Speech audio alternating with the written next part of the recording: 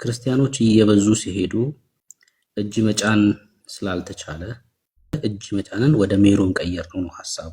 ይሄም አሁን የሰው ስርዓት ነው። ሰው የእግዚአብሔርን ሐሳብ ቀይሮ የራሱ ማድረግ አይችልም አይደል? በጭራሽ አይችልም። እንዴት እንደሚዘጋጅ ታውቃላችሁ? ሜሮን በትልቅ ዕቃ ነው ጳጳሶቹ ተሰብስበው ዘነዘና የሚያክል ማማሰያ ይዘው ነው የሚያማስሉ።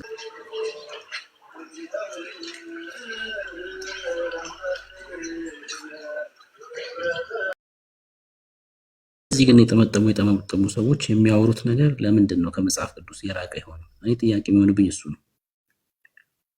እዚህ ቲክቶክ ላይ ያሉት ልጆች እኮ በጣም ይሻላሉ ከነሱ እጅግ በጣም የተሻሉ ናቸው። ቲክቶክ ላይ ያሉት ልጆች እንደዚህ ከተጠመጠሙት ሰዎች በጣም በብዙ የተሻሉ ናቸው። የጠመጠሙት የሚያወሩት ከእግዚአብሔር ቃል በጣም የራቀ በእውነት ነው የምላችሁ፣ የሚያስደነግጥ ነገር። ቀደምን ቢኒ በውስጥ ስናወራ ነበር። ጳጳሱ የተናገሩት ለምሳሌ ማርያም ከሌለች ማርያም ባለችበት ነው አብ የሚኖረው ወልድ የሚኖረው። አሁን አባት የሚባሉ ትልልቅ ሰዎች ናቸው እነዚህ 4 አይና 5 አይና 6 አይና የሚባሉ ሰዎች፣ ያው 5 እና 6 ባይኖርም ማለት ነው የአይና ማዕት። ግን እንደዚህ አይነት ሰዎች የሚያወሩት ኢየሱስን ሳይሆን የቤታቸውን ተረት ነው። በእውነት ነው የምላችሁ፣ በእውነት የእግዚአብሔር መጽሐፍ የእግዚአብሔር የሆነው ቃል የማይለውን ነገር ነው ሲሉ የሚውሉት። እና እዚህ ቲክቶክ ላይ ያሉት ልጆች የሆኑ ግሩፖች ነው እንግዲህ የምለው ነገር ይገባቸዋል። እነሱ በጣም የተሻሉ ናቸው ከነዚህኞቹ ከአባቶች ከሚባሉት ማለት ነው። ለመጽሐፍ ቅዱስ የቀረበ ነገር ይናገራሉ። እጅግ በጣም የቀረበ ነገር ያወራሉ ቲክቶክ ላይ ያሉት ማለት ነው። እዚህ ቲክቶክ ላይ መዋላቸው መጽሐፍ ቅዱስን እንዲያነቡ በብዙ አግዟቸዋል። እና ይሄ የቲክቶክ አገልግሎት ቤት ለቤት መጀመር አለበት ማለት እዛ ገዳም ለገዳም ማለት ነው። የቅኔ ትምህርት ቤት የወንበር መምህር ምናምን የሚባሉት ጋር እየተኬደ የቀሲስ ዲበኩሉ ለውጥ ማየት እኮ ነው። ቀሲስ ዲበኩሉ ማለት ሰው ገድልን ካልተቀበለ ኦርቶዶክስ መሆን አይችልም ብሎ የተናገረው ሰው ነው እንግዲህ እዚህ ቲክቶክ ላይ ማለት ነው። አሁን በቅርብ ስንሰማስ ኧረ እኔ ማልቀበለው ከሆነ አልቀበልም የሚል ነገር ሲናገሩ ሰማን። ያ ማለት ቲክቶክ ላይ መቆየታቸው ያመጣው ለውጥ ነው፣ ሌላ ምንም አይደለም። ለመሞገት ሲሉ ማንበብ ጀምረዋል ማለት ነው መጽሐፍ ቅዱስ። ከመጽሐፈ መነኮሳት ወደ መጽሐፍ ቅዱስ መጥተዋል ማለት ነው። አሁን እነ ዘማርያም እነ ያያ እነሱ ናቸው የሚቀሩት፣ እነሱ ናቸው መጽሐፍ ቅዱስ አላነብ ያሉት። ሌሎቹ በጣም የተሻለ መረዳት ላይ ነው ያሉት። እውነት ኢየሱስን ለማውራት ይሞክራሉ። እዚህ ውስጥ ለምሳሌ አንድ ኦርቶዶክሳዊ ቢኖር እስኪ ስለ ኢየሱስ የሆነ ነገር በል ብትሉት አንድ ደቂቃ ለማውራት ይቸገራል። አንድ ደቂቃ ማውራት ይቸገራል። አይችልም አንድ ደቂቃ ማውራት። ኦኬ ወይ ያ በገብርኤል ስም አንድ አጋንንት ለማስወጣት ሲፍጨረጨር የነበረበት ቪዲዮ አለ እንዴ? የለኝም። ኦኬ እንደዛ አድርጓል እንዴ? ገብርኤልን ሲማጸን ነበር በእናትህ እስከተል እኔ ገብርኤል እድሜውን ያርዝምልን ያለው ነው።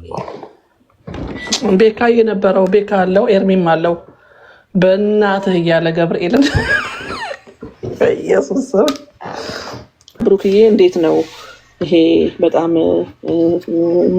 የሚበሉትን ነገር ገድበው ምናምን የሚያደርጉት ነገር ምንድን ነው?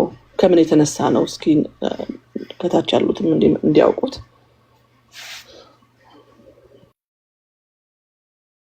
ለምሳሌ የጌታ እራት ከወሰዱ በኋላ ከመጠን በላይ ጠግበው ቢበሉ እና ቢታመሙ ምን ይሆናል ማለት ነው? ወደ ላይ ሊላቸው ይችላል አይደል? ድርሳነ መድኃኔዓለም ገጽ 136 ላይ እንደዚህ ይላል። አንዱ ሕፃን ልጅ ከቆረበ በኋላ ይታመምና ወደ ላይ ይለዋል። ከዛ ካህኑ በጻሕል ተቀበለው ይላል። በጻሕል ተቀበለው ይልና ከዛ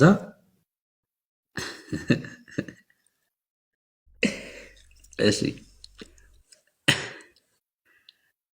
ያ ማለት ምንድነው? የጌታ እራት ስለወሰዱ ወደ ላይ ሲለው ሕፃኑ ልጅ አብሮት ይወጣል ነው ሐሳቡ። ገብቶሻል? ወደ ላይ የሚለው ከሆነ ለምሳሌ ደግሞ ደሙ ቢፈስ እዛው ድርሳነ መድኃኔዓለም ወገን ለመባህ ጽዮን ገጽ 136 ላይ ምንድነው የሚለው? አንዱ ልጅ የጌታ እራት ወስዶ ወደ ቤቱ እየሄደ ያለ እንቅፋት ይመታውና ጣቱን ይመታውና ይደማል ጣቱ። ከዛ የጌታዬ ደም ፈሰሰ ብሎ ልጁ አፈር የነካውን ደም የነካውን አፈርና ጣቱን ጠባው ይላል። ደም ሲፈሰው ቁርባኑን ስለወሰደ ነው። ልክ ልጁ ደም ሲደማበት ጣቱን የጠባው ቁርባን ስለቆረበ። አዎ የጌታ ደም ነው እየፈሰሰ ብሎ ኢየሱስ ብሎ የእግሩን ጣት ጠባው ይላል። ከምን ጋር የተያያዘ ነው? እነዚህ ሁሉ ነገሮች ምንድናቸው? የጌታ እራት ከወሰዱ በኋላ ጥፍራቸውን አይቆረጡም፣ ፀጉራቸውን አይላጩም፣ ምናምን መድማት የለበትም ብለው ስለሚያምኑ ከመጠን በላይ አይበሉም ወደ ላይ እንዳይላቸው። ሶሪ በጣም እራት እየበላው በጣም ማርከስ ሶሪ በጣም ከምን ጋር የተያያዘ ነው? የጌታ እራት እንዳይወጣ ነው። በቃ የወሰዱት የጌታ እራት እንዳይወጣ ከሚል ነው እንደዚህ አይነት ስርዓቶች የተቀመጡት ማለት ነው። መጽሐፍ ቅዱስ ላይ ያለ ካልሽ ያው ቤተክርስቲያኒቷ እንደ ስርዓት ብላ ያስቀመጠችው ነገር ነው። ከዛ ብዙ አያወሩም። ለምሳሌ ትንኝ ወደ አፋቸው እንዳይገባ አፋቸውን በጨርቅ ሸፍነው ነው የሚሄዱት ወደ ቤታቸው። እነዚህ ስርዓቶች አሉ። ማውራት አይፈቀድም። እጅ መታጠብ አይቻልም 12 ሰዓት እስኪሞላ ድረስ። ሃይማኖት ሲሆን እንደዚህ ነው የሚሆነው። በቃ ሃይማኖት ሲሆን ፋንቲሽን አውርዳችኋት ነው ፋንቲሽን ወይስ ወርዳ ነው? ራሷ ክርስቲያን ናት። እሺ ቤተሰብ ናት። አውርዳችኋት ከሆነ ቤተሰብ ናት። እነዚህ ሁሉ ስርዓቶች ሰው ሰራሽ የሆኑ ስርዓቶች ናቸው። ሰው ሰራሽ የሆኑ ስርዓቶች ናቸው እንጂ መጽሐፍ ቅዱሳዊ አይደሉም። ከነዚህ ጋር ተያይዞ ነው ግን እሺ አሁን ካልኩሽ ነገር ጋር ደማቸው እንዳይፈስ ወደ ላይ እንዳይላቸው እንደዚህ ከዚህ ጋር ተያይዞ ጠባው ይላል እኮ ዳንኤልም ላይ በቃ እግሩን መታው ሕፃኑ ልጅ ሲሄድ መንገድ ላይ ከዛ ናቢኒ በትልቁ እና ከዛ ጋር ተያይዞ ነው። በጣም ነው እንትን የሚለው በጣም ነው የሚገርመው በእውነት ያንን ሁሉ መጽሐፍ እኔ ስታነቡት ትዕግስት ሰጥቷችሁ ያንን ሁሉ ስታነቡት በጣም ነው እንትን የሚገርመውና ምንድነው ለምሳሌ አሁን ይሻላል መሰለኝ እንጂ አሁን ትንሽ ይሻላል እንጂ ስብከቱ ላይ ወንጌል አይነበብም። አሁን ግን የተወሰነች ወንጌል ያነባሉ፣ የተወሰነች ነገር እንትን ይላሉ። ያው ሰውም ጥያቄ ላይ ስለሆነም አሁን ማለት ነውና በተለይ በቁርባን እና በሜሮን ዙሪያ ሜሮን አሁን ምንም ሜሮን የሚል መጽሐፍ ቅዱስ በፍጹም የለም። ሜሮን የሚል ከየት እንደመጣ እንጃ። ሜሮን የሚል መጽሐፍ ቅዱስ ይሄ ሁሉ መጽሐፍ ቅዱስ ስናነብ ምንም ሜሮን የሚል የለም። ሜሮን ግን እነሱ ቀብተው ልጆቹን ትንንሾቹን ልጆች በጣም ነው የሚቀቧቸውና የሜሮን አመጣጥን እስኪ የምታውቀው ከሆነ ደግሞ እስኪ ንገረን ብሩክዬ። ሜሮን ምንድነው? በራሱ ሜሮን ምንድነው?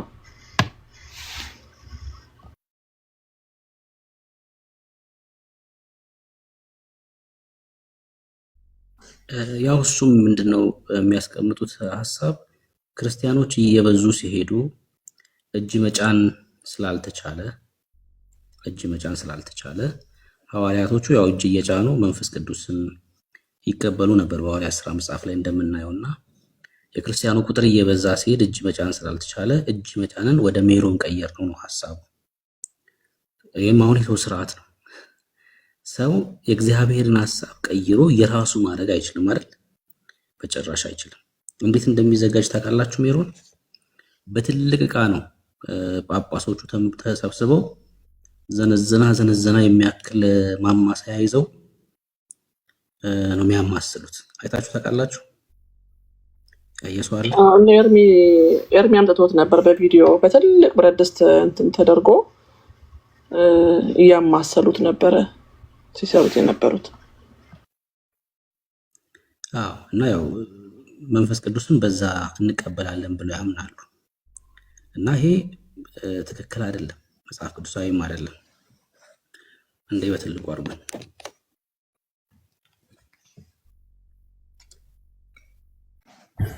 ባይ ዘ ዌይ ደሙን አያጠጡትም። እሺ በጣታቸው ነው ሄደንዬ፣ በጣታቸው ልጁ ከንፈር ላይ የሚያስነኩት ህፃኑ ልጅ ላይ እንደዛ መሪጌታ የነገሩን እንግዲህ እንደዛ ነው። ተሳስቻለሁ ብሩኬ? እንደዛ ልክ ነህ። አዎ ምክንያቱም መጠጣት አይችልም ልጅ፣ ውሃ እንኳን አይጠጣም አይደለም ደግሞ እንደገና ስጋውን አይሰጡትም። ስለዚህ ቁርባን ራሱ ለመስጠት ተፈጥሮም አይፈቅድም መጽሐፍ ቅዱሳዊም አይደለም። ሁሉ ጊዜ መጽሐፍ ቅዱስ ያልሆኑ ነገሮች ሁሉ ተፈጥሮም አይደሉ ብዙ ጊዜ እና ያንን አልተላልፈው ለማድረግ ሲሞክሩ ነው እንግዲህ አልሳካም ይላቸው እና ግማሽ ቁርባን የሚባል ደግሞ መጽሐፍ ቅዱስ አይደለም። ግማሽ ቁርባን ብሎ ነገር የለም። ከሰጡ ሙሉ ቁርባን መስጠት ነው፣ ካልሰጡ አለመስጠት ነው። ግን በቃ ግዴታ ስርዓት ስለሆነ በቃ በማን አለብኝነት የሚደረግ ስለሆነ ተፈጥሮም አይፈቅድላችሁ። እሺ ብሩክ ይቀጥል።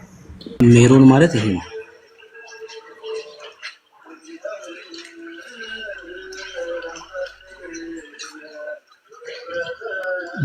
ሶሪ እንደዚህ ሲንተከተክ ሜሮን ነው፣ ሲቀዘቅዝ ሜሪ ትሆናለች። ሲቀዘቅዝ አሁን እየፈላ ሜሮን።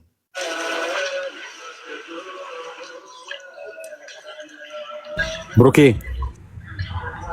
ወይ ከጓጎለስ ምንድን ነው የሚባለው?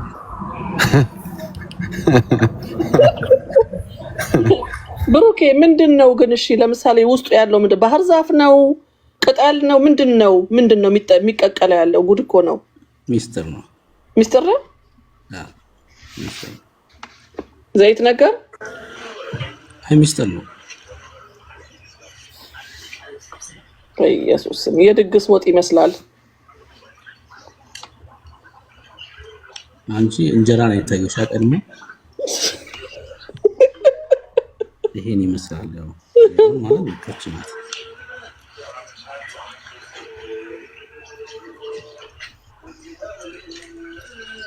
አስበዋል። እነ እስጢፋኖስ ተሰብስበው ሲያማስሉ እነ ጴጥሮስ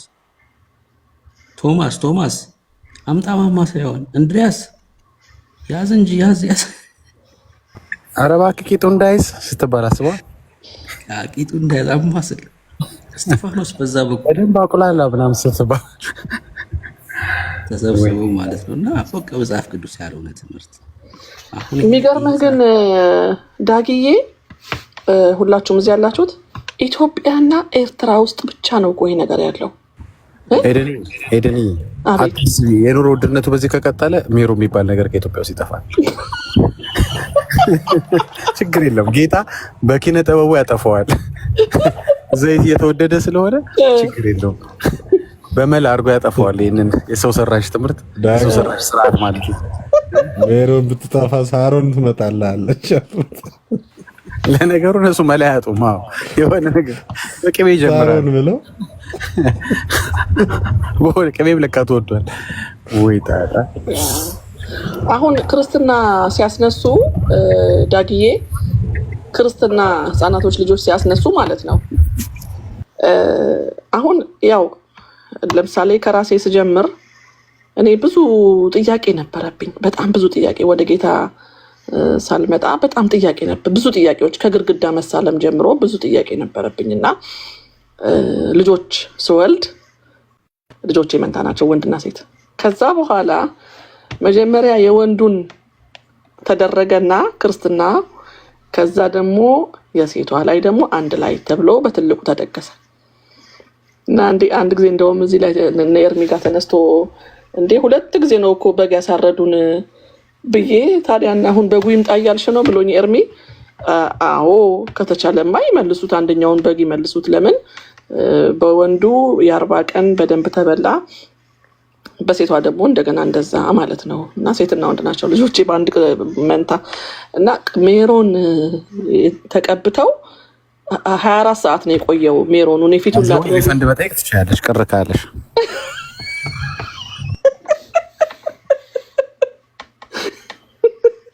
እንዴት ነው ሪተርን ፖሊሲ? የለማ ሪተርን ፖሊሲ ሪፈንድ ማይ መኒ እንደ አማዞን ማለት ነውና ምን ባጉ ነው ባጉን ነው ያው የድግሱ እንዳለ ወጪው ማለት ነው የድግሱ ወጪ እንዳለ ማለት ነውና ሜሮኑ ትዝ ይለኛል ተቀብሯል ልጅ ነበር በቃ ያማይ የተቀበረው ባጉንማ ቀልጧል ነው የሚሉሽ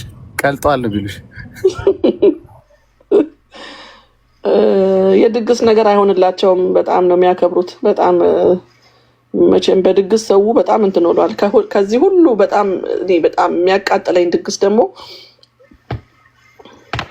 አቡነ አረጋዊ ሲሆን ለአቡነ አረጋዊ ተብሎ በሬ ነው የሚታረደው በሬ እንደ እንትን ማለት ነው እንደ ምንድነው ይሄ ምን ነበር የሚባለው እንደ መብጽዓ ምን ይባላል በአማርኛ እንደ ስለት በሬ ሙሉውን በሬውን እና እግዚአብሔር በዚህ ህዝብ ላይ የተናገረው ቁጣና መዓት ይለዋል ትንቢተ ኤርምያስ ምዕራፍ 36 ላይ እግዚአብሔር በዚህ ህዝብ ላይ የተናገረው ቁጣና መዓት ታላቅ ነውና ምናልባት ጸሎታቸው በእግዚአብሔር ፊት ትወድቅ ይሆናል ሁሉም ከክፉ መንገዱ ይመለስ ይሆናል ይላልና ይሄ ክፉ መንገድ ነው በቃ ከክፉ መንገድ ይሄ በቃ ልክ እንደ ክፉ መንገድ ነው በጣም ኃይለኛ መንገድ ነው በጣም እና ይሄ ክፉ መንገድ በስለት በመናምን አሁን ስለት ተብሎ ስለታው በመብጽዓ በትግርኛ ስለሆነ ነው እንደዛ አልኳቸውና ስለት ነው የሚያስሏቸው ሰዎቹን ስለት ነው የሚያስሏቸው እንዴ ሲደረግልሽ ምን ታደርጋላችሁ ምናምን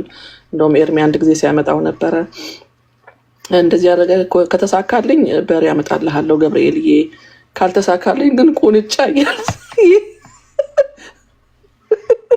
ብሩኬ በዚህ ነገር ምን ትለናለህ ስለት ላይ ቁንጫ ሰው ይሳላል እንዴ ምንድነው ጉዱ ምን እየሰማን ነው ከተሳካላት በሬ ልታመጣለት ለገብርኤልዬ ካልተሳካላት ግን ቁንጫ ይሄ ትክክል ነው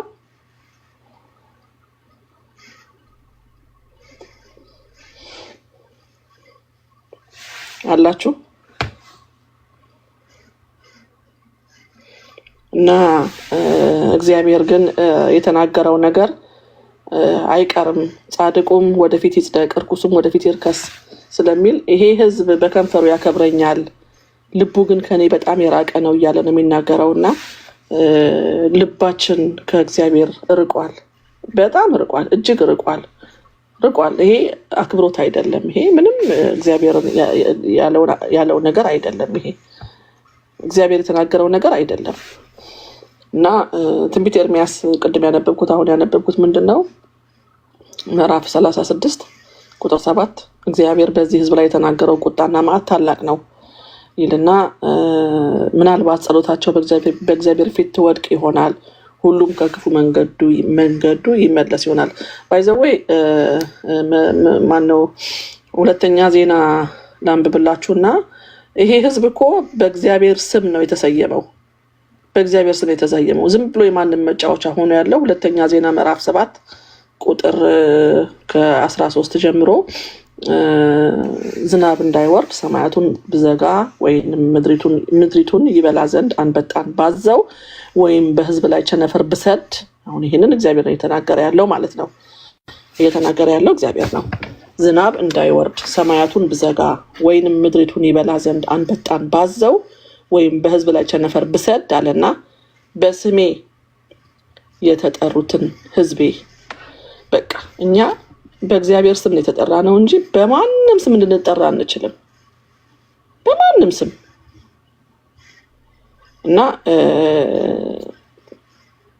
ሰውነታቸውን አዋርደው ቢጸልዩ ፊቴንም ቢፈልጉ ከክፉ መንገዳቸው ቢመለሱ ይላል አሁን ይሄ ክፉ መንገድ ነው በጣም ክፉ መንገድ እንደውም እና በሰማይ ሆኜ ሰማለው የሚሰማ እግዚአብሔር ብቻ ነው ሰሚው እግዚአብሔር ነው ማንንም ሊሰማ አይችልም ሌላ ዘላለማዊ ህያው የሆነው እግዚአብሔር አብ እሱ ነው የሚሰማው ኃጢአታቸውንም ይቅር እላለሁ አለ ምድራቸውንም እፈውሳለሁ አሁን ምድራችን እየተፈወሰ ነው አይደለም ታዲያ ምን እየሆነ ነው እየተቀዘፈ ነው በርግጥ እየተቀዘፈ ነው ወንድሙን ሲገድል እንደምናየው ሁሉ ጊዜ ጦርና የጦር ወሬ ነው የምንሰማው አባቶቻችን፣ አያቶቻችን፣ ቅድመ አያቶቻችን ከነሱ በፊት የነበሩት ቅድመ እንዳለ ጆሮአችን ሁል ጊዜ ጦርና የጦር ወሬ ደም የለመደ መንፈስ ነው ያለው በምድራችን እና በስሙን የተጠራ ነው። በሌላ ስም ልንጠራ አንችልም። ሌላ ስም ማስገባት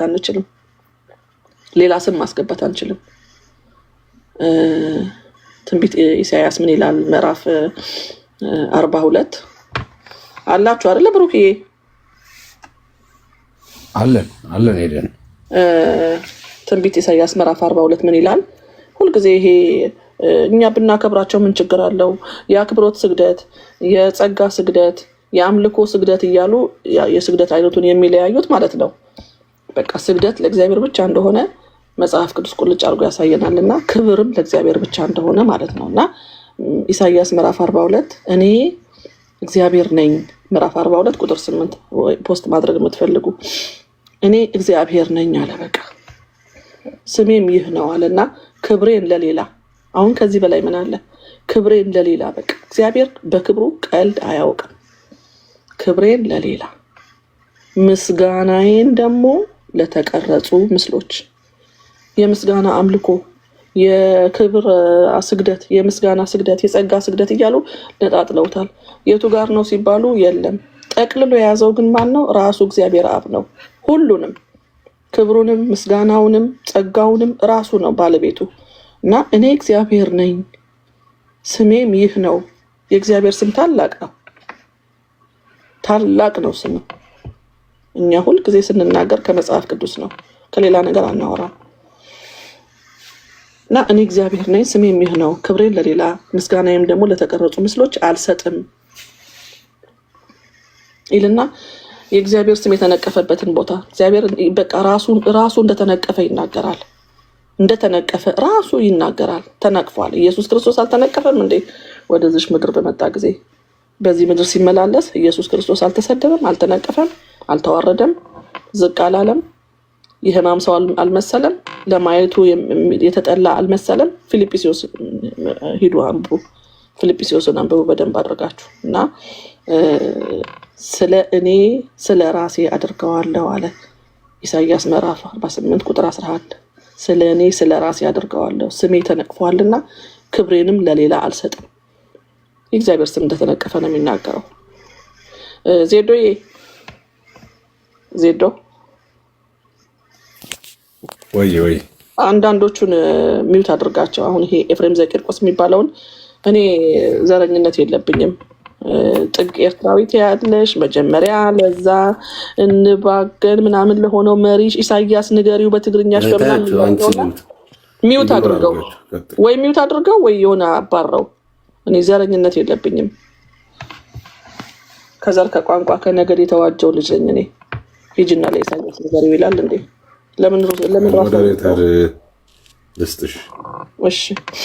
ለምን ራሱ አይነግረውም? እና የእግዚአብሔር ስም እንደተነቀፈ ነው ራሱ ነው የሚናገረው ያለው እግዚአብሔር ራሱ። ስለ እኔ ስለ ራሴ አድርገዋለሁ አለ። ምን ክብሩን ስሜ ተነቅፏልና ክብሬም ለሌላ አልሰጥም አለ። እና እኔ እግዚአብሔር ነኝ ከኔ ሌላ የሚያድን የለም። በዘመናችን ደግሞ እያየን ያለነው ስዕል አድኖ ይባላል። የሚያድኑ ብዙ ናቸው። እና ስሙ ቀናተኛ የሆነው እግዚአብሔር ግን ቅንዓት ያለው አምላክ ነውና ለሌላ አትስገድ ነው የሚለው። ያመጡና ለንጉሱ የሰገደው ዳዊት ለንጉሱ ሰግዶ ነበር። እንደዚህ ከሌላ ንጉሱ ሰግዶ ነበር በእነ ኢያሱ ዘመን በህይወት እያሉ እንደ ሰላምታ አሰጣጥም ሊሆን ይችላል። አሁን የኛ የኢትዮጵያውያንና ኤርትራውያን ሰላምታ አሰጣጥ እንደ ነጮቹ ወይ እንደ አሜሪካኖቹ ምናምን አይደለም። ሃይ ዋትስአፕ እያልን አይደለም እንትን የምንባባለው። ዝቅ ብለን ነው እጃችንን እንደዚህ አድርገን ሰላም ጤና ይስጥልኝ ደህና ናችሁ ብለን ዝቅ በማለት ነው እንደ ስግደት በለው። እና በጊዜው የነበሩት እንደዛ አይነት ሰላምታ ሲሰጣጡ ለንጉስ ሰላምታ ሲሰጥ እንደዛ ነው የነበረው በአካል ሲያገኟቸው። እና መላእክት ኢየሱስን አገለገሉት ይለናል መጽሐፍ ቅዱስ። ሰይጣን ፈትኖት ከጨረሰ በኋላ ሂድ አንተ ከዚህ ራቅ፣ ሰው በእንጀራ በቃል እንጂ በእንጀራ አይኖርም ባለው ጊዜ ያንን ተራራ ላይ አውጥቶ በጣም ብዙ ነገር ሲፈትነው እና ሰይጣንም ለጊዜው ከእርሱ ራቀ፣ መላእክትም መጥተው ያገለግሉት ነበር ይላል። መላእክት ኢየሱስ ክርስቶስን ያገለግሉታል። ጎረቤቶቻችን ደግሞ መላእክትን ያገለግላሉ።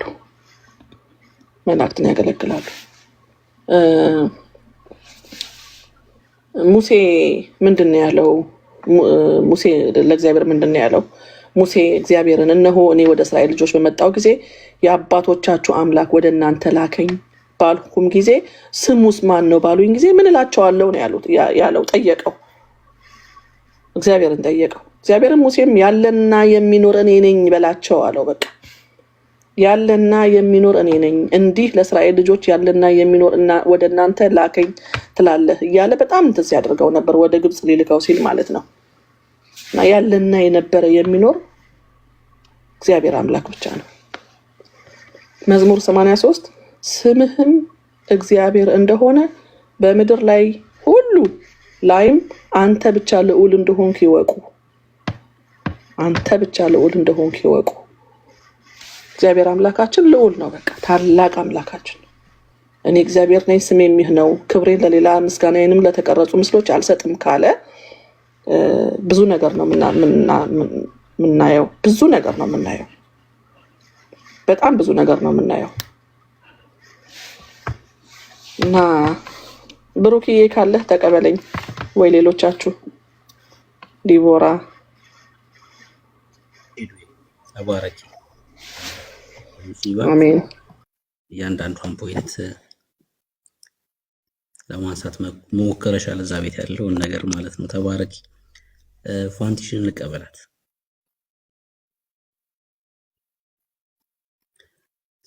እንኳን አልሆንክ አንዱ ተጎዳን። ፔንቴ ባለመሆን ተጎዳን። ወዳጄ አንዱ ፋንቲሽ ያለሽ እንኳን ደህና መጣሽ። እንኳን ደህና ቆያችሁኝ። ሰላም ይብዛላችሁ ቅዱሳን። እግዚአብሔር በእናንተ በብዙ እየጠቀመን እያስተማረን አለ። ብሩኬ ተባረክ። በጣም መሰረታዊ የሆኑ ትምህርቶችን እያነሳ እያስተማርከን ነው። እግዚአብሔር ይባርክ። ቦታ እንዳለች ለወዳድህን ብቻ ካልኩኝ ከእናንተ ልስማ። እግዚአብሔር ጸጋ ይብዛላችሁላችሁ። ተባረኩ። ተባረኪ። ሰላም በይልኝ ደግሞ ወንድማችንን። እሺ ይባርክ። አሜን። ብሩኬ እሺ ተባረክ። እናቴ ሰላም በይልኝ። እሺ ልላለሁ። እሺ ቢኒ ለንደን ድምፁን አላሰማም። ተኝቶ ከሆነ ደግሞ ያው እንግዲህ እንገራን። ቢኒዬ ተኝቷል?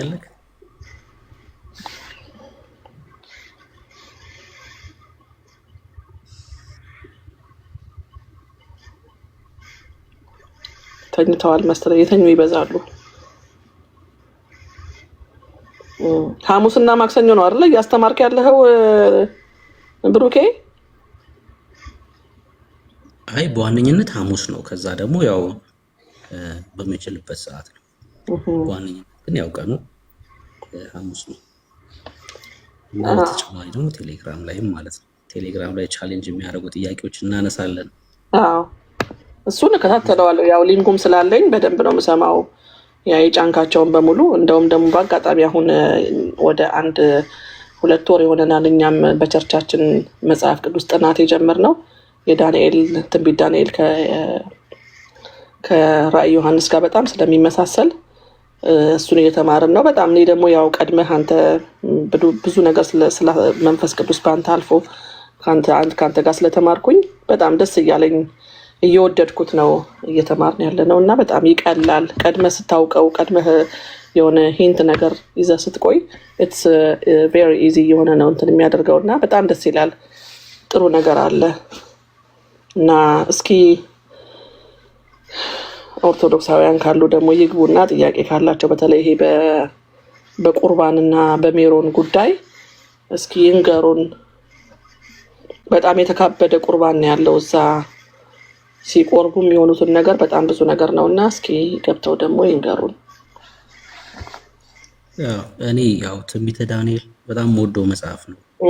በጣም ያው የብሉይ ኪዳን መጽሐፍቶችን አብዛኞቹን ለማጥናት ሞክሬያለሁ። ትንቢተ ዳንኤል ደግሞ ያው ከመጨረሻው ዘመን ጋር ተያይዞ የተነገረ ትንቢት ስለሆነ ከራእይ መጽሐፍ ጋር ደግሞ የሚፈታም ስለሆነ በተለይ ራእይ መጽሐፍ ብቻ ሳይሆን ማቴዎስ ወንጌል መጽሐፍ 24፣ 25 ሉቃስ ወንጌል መጽሐፍ ምዕራፍ 21፣ ማርቆስ ወንጌል መጽሐፍ ምዕራፍ 14 እና ሙሉ መጽሐፍ ራእይ መጽሐፍ ከትንቢተ ዳንኤል ጋር አንድ ላይ የሚፈቱ መጽሐፍቶች ስለሆኑ ያው በደንብ ለማጥናት ሞክሬያለሁ። በጣም የምወደው መጽሐፍ ነው። የእግዚአብሔር ቃል የተፈጸመባቸውም ደግሞም የሚፈጸም ደግሞም እየተፈጸመ ያሉ ክፍሎችን በደንብ የሚያሳይ መጽሐፍ ነው። ከዛ በተጨማሪ የሕዝቅኤል መጽሐፍና ኤርሚያስ፣ ኢሳያስ መጽሐፍቶች እንዲሁ ከነዚህ መጽሐፍቶች ጋር ተያይዞ የሚነሳ ነውና ያው እኔ የመጨረሻው ዘመን ትምህርት በጣም ነው የምወደው፣ እጅግ በጣም ነው የምወደው። ከእስራኤል ጋር ተገናኝቶ ያለውን ነገር በጣም ያሳያል። እንደምታውቁት የዲስፐንሴሽናል ቲዮሪን በጣም አጠናለሁኝ። በጣም ነው የምወደው ማለት ነው። የመጨረሻውን ዘመን እግዚአብሔር ያለውን ፕሮግራም በደንብ የሚያሳይ ስለሆነ ማለት ነውና ቴሌግራም ላይ ያሉ ልጆች ያው በደንብ ይሄን ይረዳሉ። በተለይ ዳንኤል መጽሐፍን ስላጠናን እስከ ምዕራፍ 9 ድረስ ረጅም ጊዜ ነው ያጠና ነው። በጣም ረጅም ጊዜ ብዙ ነገር ይዘዋል ብዬ አምናለሁ። ቀጣይ ራእይን ነው የምናጠነው። ከዛ በተጨማሪ ደግሞ ቻሌንጅ የሚያደርጉ የመጽሐፍ ቅዱስ ክፍሎችን ለምሳሌ ስለ ኔፍሊሞች መጽሐፍ ቅዱስ ላይ ያለ አይደል? ዘፍጥረት መጽሐፍ ምዕራፍ 6 ምን ማለት ነው? ኔፍሊም ሲል ከማን የተወለዱ ናቸው እነዛ ኔፍሊም የተባሉት? እነዚህ ከባድ የሆኑ የመጽሐፍ ቅዱስ ክፍሎችን እያነሳን እንዲሁ በተጨማሪ እንመለከታለን። ለምሳሌ አሮን አለክ ወንድም አለው ብሩኪ አንድ የመጽሐፍ ቅዱስ ክፍል እንድታነብ ላረግ ነው ላስቸገረ። እሺ ዘፍጥረት 6 ላውጣለህ ነው? አይ ያዕቆብ 1:13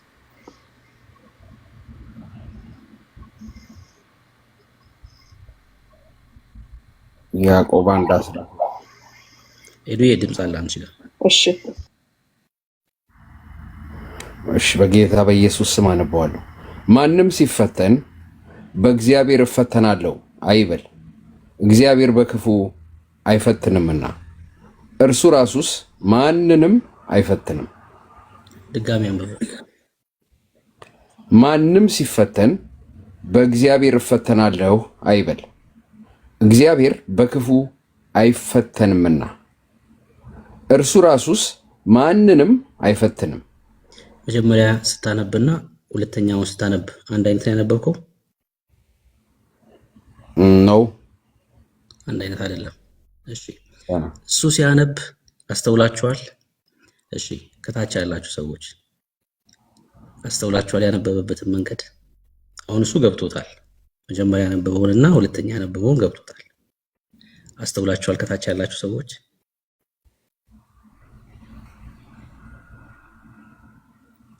እሺ እኔ አስተውልሻለሁ። እሺ ሌላ ሰው ሙሴ አስተውልሃል? ሌላ አንድ ሰው መግባት የሚችል ሰው አለ? ማንበብ የሚችል ሰው መጽሐፍ ቅዱስ አንድ ሰው መግባት የሚችል ሰው ምቹ ቦታ የሆነ ሰው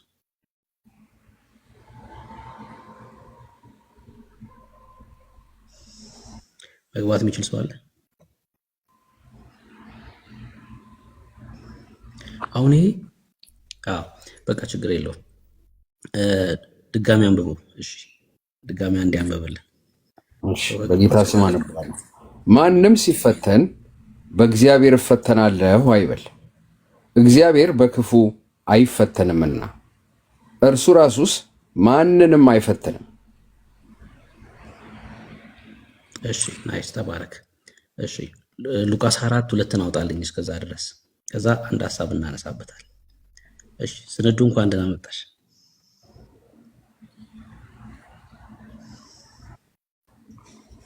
ይቅርታ ያችሁ። ሰላም ለእናንተ ወገኖች፣ ተባረኩ ተባረኩ። ልታነቢልን ነው? ያ አለኝ እንትን ባይብል ማለት ታብሌት ላይ ከፈለጋችሁ አነብላችኋለሁ። ኦኬ እሺ 13 ያ ማንም ሲፈተን በእግዚአብሔር እፈተናለሁ አይበል፣ እግዚአብሔር በክፉ አይፈትንምና እርሱ ራሱስ ማንንም አይፈትንም። እሺ ተባረኪ። እሺ ቅድም አሮን ሲያነብና አሁን ስንዱ ስታነብ ልዩነት አለው ወይስ የለውም? ከታች ኮሜንት ላይ ነገሩን። ዘትሩዝም አንብበውታል፣ ስንዱ አንብበዋለች። ልዩነት አለው የለውም? ሲያነቡ አለው የለውም? እሺ አለው ልዩነት አለው። እሺ ድጋሚ አንብቤልን ስንዱ። እሺ ተባረኩ። ማንም ሲፈተን በእግዚአብሔር እፈተናለሁ አይበል፣ እግዚአብሔር በክፉ አይፈትንምና እርሱ ራሱ ማንንም አይፈትንም። እሺ አሁንም መጀመሪያ እንዳነበበችው ነው ደግማ ያነበበችው። እሺ አሮን ሲያነቡ ደግሞ ልዩነት አለው። አሁን ምንድነው እንድታዩ የፈለኩት መሰላችሁ? እንድታዩ የፈለኩት መጽሐፍ ቅዱስ እናጠና እያንዳንዱ ቃል በደንብ ካልተነበበ ወይ ደግሞ በትኩረት ወይ ደግሞ እንደዚህ ልንገራችሁ፣ አይምሮአችን ላይ ያለውን ፕሮግራም የተደረገውን ነገር ይዘን ምን መጣ ከሆነ ወደ መጽሐፍ ቅዱስ አይምሮአችን ውስጥ ያለውን ነው ምንለው እንጂ ቃሉ የሚለውን አይደለም። ለምሳሌ ልዩነቱን ላሳያችሁ። አሮንና ስንዱ ሲያነቡት ሁለታችሁም ስሙኝ። ማንም ሲፈተን በእግዚአብሔር እፈተናለሁ አይበል። ትክክል ነው አይደል? እስካሁን እግዚአብሔር በክፉ አይፈትንምና አለች ስንዱ። እግዚአብሔር በክፉ አይፈትንምና አለች። አሮን ሲያነብ ደግሞ እግዚአብሔር በክፉ አይፈተንምና አለ ሲያነብ። ልዩነት አለው አይደል?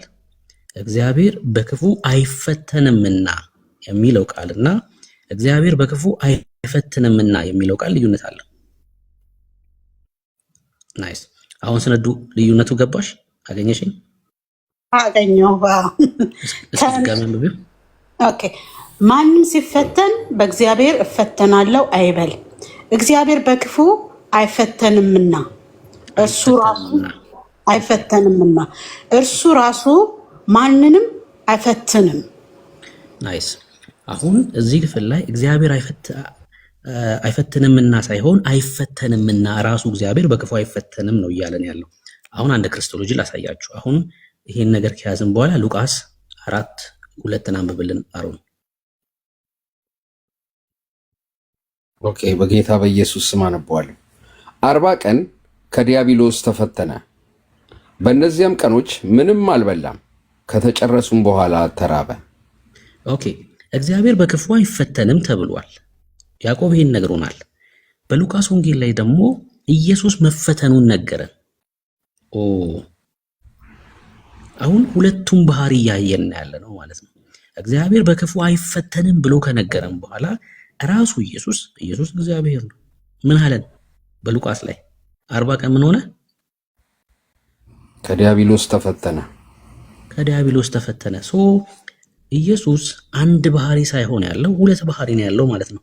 በስጋው ምን የሚሆን ነው ማለት ነው? የሚፈተን ነው ማለት ነው።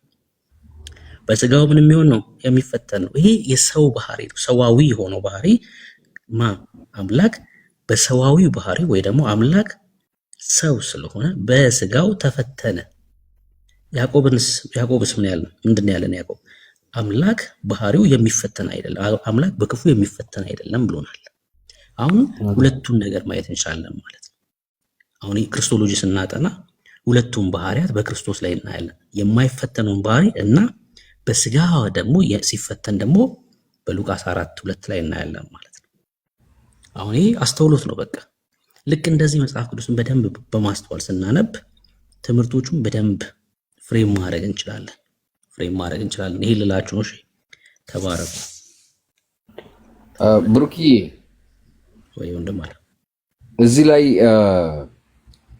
ስክሪፕቸር ላይ አይፈተንም የሚለውና እዚህ ጋር ደግሞ ተፈተነ የሚለውን የእንግሊዘኛው ቴምፕቴሽን ይለዋል፣ ቴምፕት ይለዋል እና በሌላ ቦታ ላይ ደግሞ ፈተና የሚለውን ለምሳሌ እግዚአብሔር አብርሃምን ፈተነው የሚለውን ደግሞ ቴስትድ ይለዋል። ልዩነቱ እንዴት ነው? ከአማርኛው ጋር ፈተና ነው የሚለው ለምሳሌ ወደ ፈተና አታግባን ብለን እንጸልያለን፣ በእንግሊዘኛ ቴምፕቴሽን ይለዋል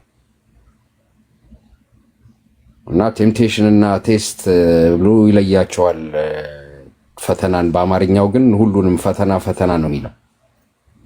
አዎ የክርስቶስ አሁን ይሄ ኮይኔውም ደግሞ የሉቃስ ወንጌል ላይ ያለው ፈተና የሚል ቃል ነው ለክርስቶስ። ተፈተነ የሚል ቃል ነው ያለው ለክርስቶስ ማለት ነው።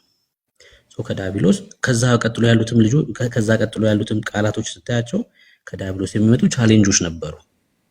አንተ እንደዚህ ኮንክ የሚሉ ፈተናዎች ነበሩ።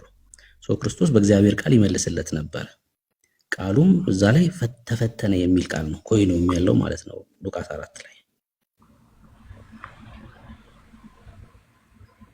yes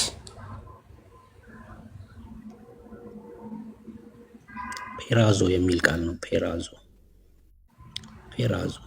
ፔራዞ ማለት አንደኛው ቴስት ማለት ነው፣ አንደኛው ትርጉሙ ማለት ነው። በሁለቱም ትርጓሜ መቀመጥ ይችላል። አንደኛው ትርጓሜ ቴስት ማለት ነው። ፔራዞ የሚል የግሪክ ቃል ብሩኬ ወይ ዕብራውያን መጽሐፍ ምዕራፍ 2 ላይ ምን ይላል? እርሱ ራሱ ተፈትኖ መከራን ስለተቀበለ የሚፈተኑትን ሊረዳቸው ይችላልና። አሁን የኢየሱስ ክርስቶስ መፈተን የኔ ጥያቄ አሁን እዚህ ጋር ስለ ፈተና ስለተነሳ የኢየሱስ ክርስቶስ መፈተን እኛን ለመርዳት ነው ወይስ እንዴት ነው? ሰው አይደለ ኢየሱስ? ዕብራውያን መጽሐፍ ምዕራፍ 2 ላይ አንቺ ያነሳሽው ላይ ምን ይላል መሰለሽ?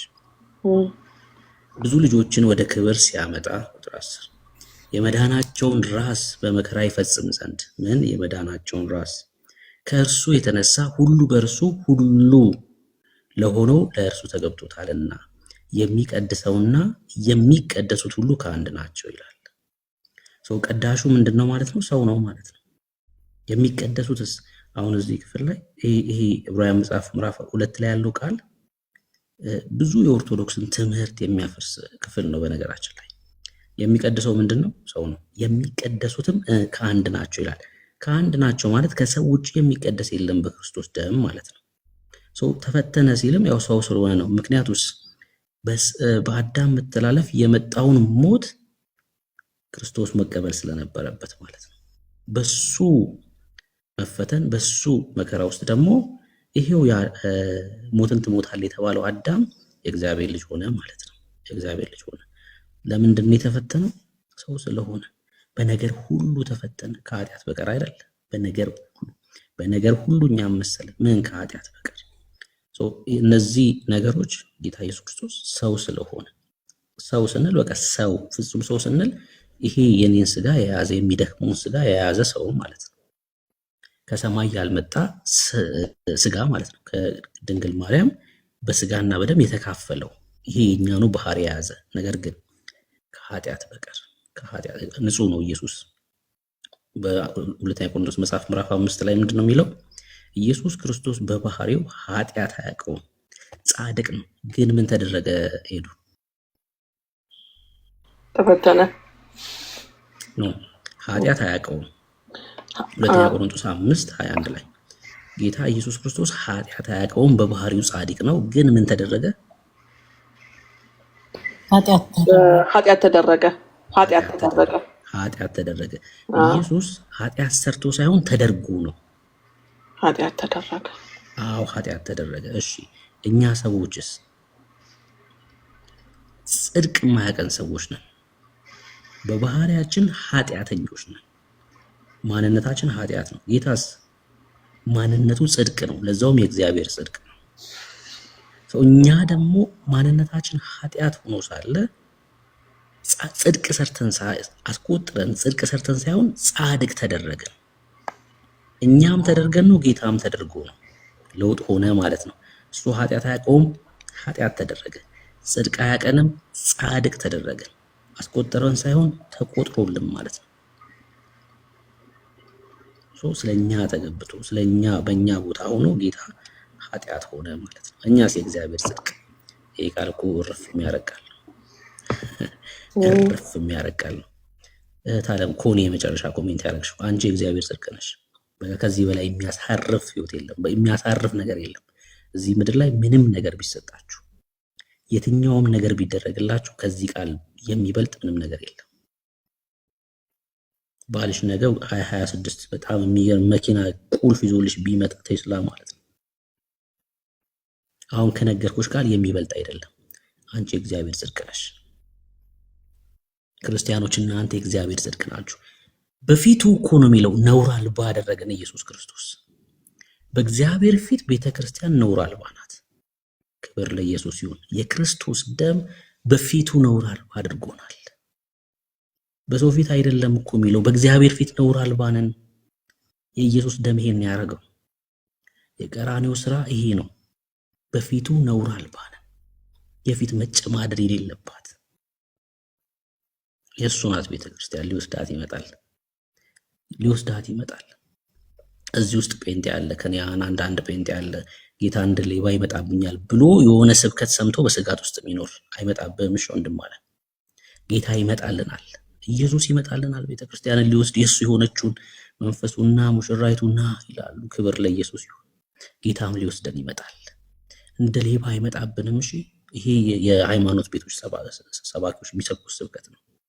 እናንተ የብርሃን ልጆች ናችሁ ይላል ተሰሎንቄ መጽሐፍ። እንደ ሌባ ይመጣል ጌታ። አዎ ይመጣል። ለማን ነው የሚመጣው ግን? ሰላምና ደህንነት ነው ሲሉ ይላል ቃሉ ተሰሎንቄ መጽሐፍ ምዕራፍ 5። ሰላም ይላሉ፣ ሰላም ነው ደህንነት ነው ይላሉ። ምን ይላሉ አልኩኝ? ሰላም ነው ደህንነት ነው ሲሉ ይላል። ሲሉ የሚለው ቃል ምን ማለት ነው? እነሱ ማለት ነው። ማን ፖስት የሚያደርግልኝ? ተሰሎንቄ መጽሐፍ ምዕራፍ 5 ቁጥር 3 አንደኛ ተሰሎንቄ። ሲሉ ማለት እነሱ እነማ ሰላም ነው የሚሉት ልክ በኖህ ዘመን እንደነበረው ማለት ነው። ኖህ በእምነት መርከብ አዘጋጅቶ ወደ መርከብ እስከገባበት ሰዓት ድረስ የጥፋቱ እስኪመጣበት ሰዓት ድረስ አንዱ ሰውዬ አላቅም፣ ያው አልተጻፈም፣ ከሳምንት በኋላ ሊያገባ እንትናን ፕሮግራም ይዟል። በቃ ህይወት ቀጥሏል ማለት ነው። ህይወት ቀጥሏል። አንዱ ደግሞ ሊበደር ሂዷል። ያው ብድሩን ከሆነ ጊዜ በኋላ ሊመለስ። ግን ውሃ መጣ፣ የጥፋት ውሃ መጣና ሁሉንም እንትን አላቸው። አሁን ጌታም ሲመጣ ለኛ እንደ ሌባ አይመጣብንም። እኛ በሞት ውስጥ አይደለንም ያለነው። ይኸው ተሰሎንቄ እንደዚህ ይላል፣ ሰላምና ደህንነት ነው ሲሉ ያን ጊዜ ምጥ እርጉዝን እንደሚይዛት። ምን ሲሉ? ሰላምና ደህንነት ነው ሲሉ። እሺ ምጥ እርጉዝን እንደሚይዛት ጥፋት በድንገት ይመጣባቸዋል። ይመጣባቸዋል አይደለም የሚለው ይመጣባቸዋል። እነሱ ላይ በጨለማ ስለሆነ ያሉት በክርስቶስ ኢየሱስ ስላላመኑ ከቶም አያመልጡም ይላል። አታመልጡም አይልም። የእግዚአብሔር ቃል አታመልጡም አይልም። እኛ አያመልጡም። ለምን? በጨለማ ነው ያሉት። ከቶም አያመልጡም። ቁጥር 4 እናንተ ግን አይደል እንደዛ ነው የሚለው፣ ቀኑ እንደ ሌባ ይደርስባችሁ ዘንድ ፖስት ማን የሚያደርግልኝ? እናንተ ግን ተባረክ ትሩዝ ወንድሞች ሆይ ቀኑ እንደ ሌባ ይደርስባችሁ ዘንድ በጨለማ አይደላችሁ። ቀኑ እንደ ሌባ ይደርስባችሁ ዘንድ በጨለማ አይደላችሁ። እኛ ሁላችን ቁጥር 5 የብርሃን የቀንም ልጆች በኢየሱስ ክብር ለእግዚአብሔር ይሁን። ሁላችን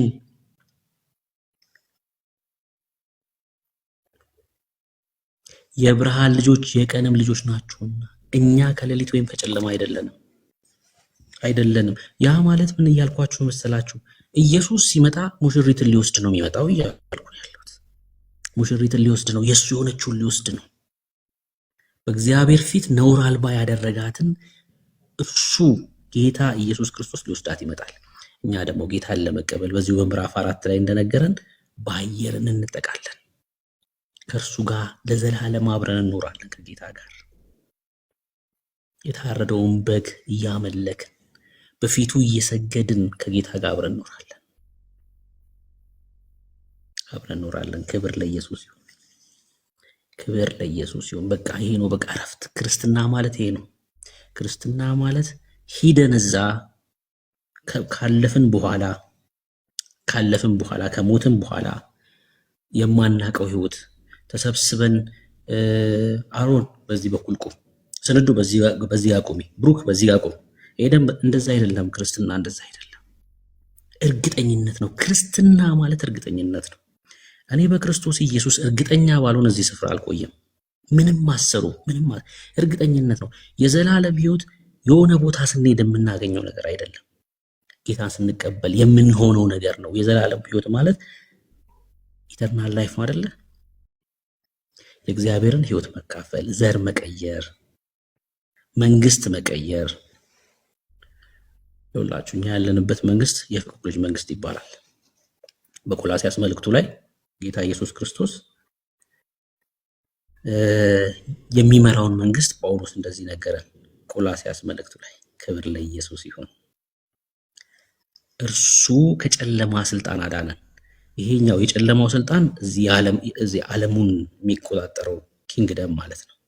ከዚህ ከጨለማው መንግስት አዳነንና ቤዛነቱንም እርሱንም የኃጢአት ስርየት ወዳገኘንበት ወደ ፍቅሩ ልጅ መንግስት አፈለሰን። ወዳጄ አሁን ያለንበት ኪንግደም የፍቅሩ ልጅ መንግስት ነው። በፍቅር የምንገዛበት፣ በፍቅር የምንታዘዝበት የዚህ ኪንግደም ባለቤት ደግሞ ጌታ ኢየሱስ ክርስቶስ ነው። ራሱ እግዚአብሔር ነው። ራሱ እግዚአብሔር ነው። ፈልሰናል ወደዚህ መንግስት፣ ወደ ፍቅሩ ልጅ መንግስት ፈልሰናል።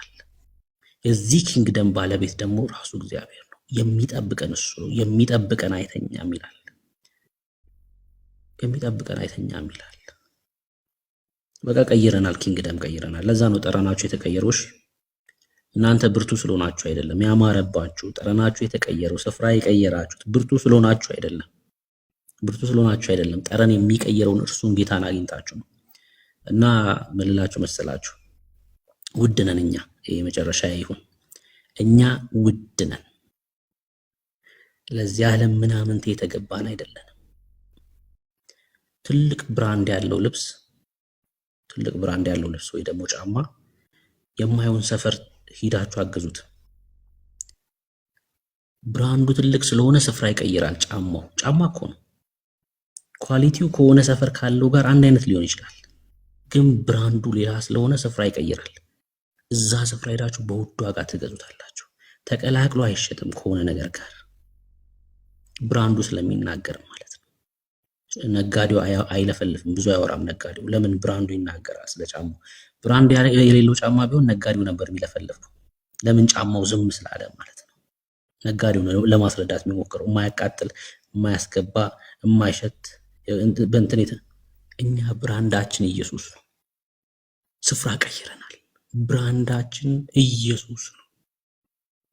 በዚህ ዓለም ላይ ደምቀው የሚኖሩ አሸብርቀው የሚኖሩ የጽድቅ ልብሳቸው ኢየሱስ አድርገው የሚኖሩ ህዝቦች ማለት ነው።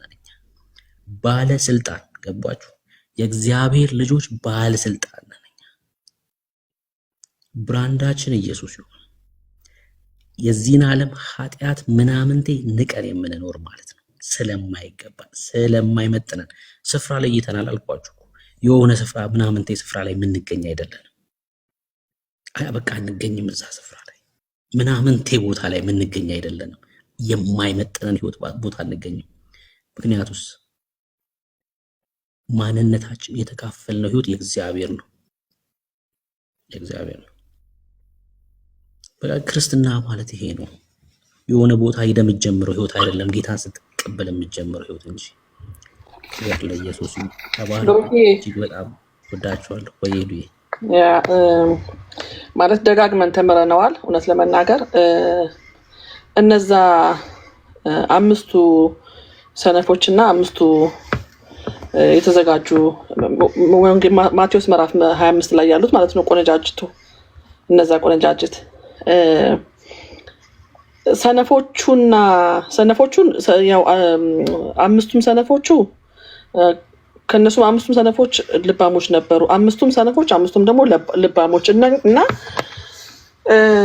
ልባሞች የምንባለው ተዘጋጅተን የምንቆይ ለቃሉ ታማኞች የሆነው ወይ ደግሞ አለ አይደለ? እንዴት ነው ልዩነቱን የምናውቀው? እንዴት ነው? አምስቱም ሰነፎች አምስቱም ልባሞች ናቸውና ሰነፎቹም መብራታቸውን ይዘው ከነሱ ጋር ዘይት አልያዙም። ዘይት ማለት እንግዲህ የእግዚአብሔርን የጦር ዕቃ ይመስለኛል።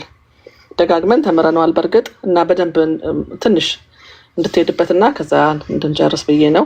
ሰነፎቹና ልባሞቹ የትኞቹ ናቸው ለማለት ነው። ያልሰሙት እዚህ ጋር ምናልባት ኦርቶዶክሳውያን ካሉም ሌሎቻችንም ካለን በይበልጥ እንትን እንዲሆንልን ነው ብሩክዬ። እና ምናልባት ደግሞ ከሆነ ወይ ሌላ ጊዜ ይሁን ወይም ደግሞ ትንሽ ብትሄድበት ትንሽ ብታብራራልን ለአንዳንዶቹ በደንብ እንዲሰሙት።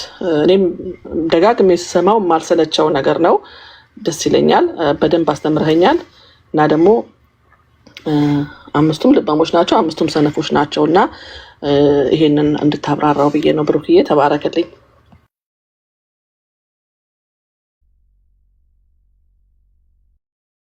እሺ ያው ማቴዎስ 25 ከማቴዎስ 24 ተነጥሎ የሚታይ ክፍል አይደለም። ጌታ ኢየሱስ ክርስቶስ ሐዋርያቶቹ ለጠየቁት ጥያቄ ያስተማረበት ክፍል ነው።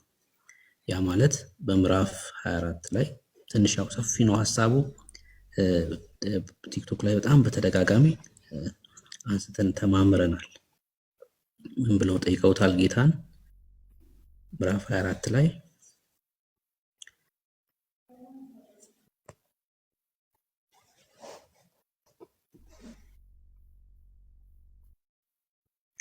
ሶሪ ስታክ